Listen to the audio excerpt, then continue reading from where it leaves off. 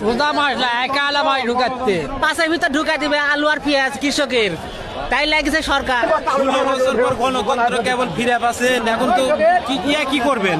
আলুর দাম এভাবে বম্ব দিবে সরকার কৃষকে? হ্যাঁ দিচ্ছেই তো, দিচ্ছে। হ্যাঁ লেলা পেঁয়াজ গেল, আলু দেশে এখন শুরু হলো।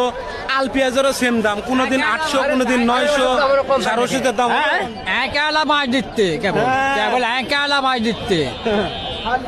আলু আলা খালি মাছ দিচ্ছে না, সোজা মাছ না একা আলা মাছ ঢুকাচ্ছে। একা আলা মাছ ঢুকাচ্ছে গো রামেলি সরকার যাওয়ায় পাঁচটার ভিতর চলে আসবে। একটা করে কৃষি কার্ড দিবে আর হলো পাশের ভিতর ঢুকাই দিবে আলু আর পেঁয়াজ কৃষকের, তাই লাগছে সরকার। কৃষি কার্ডের নাম করে ভুটলে এখন হলো দেশের মানুষের এই অবস্থা।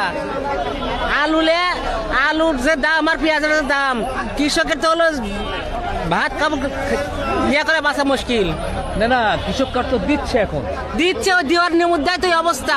কৃষি কার্ডের পাশের ভিতর দিচ্ছে, মনে করেন আলু পেঁয়াজ দিচ্ছে না, এখন কৃষি কার্ড দিচ্ছে।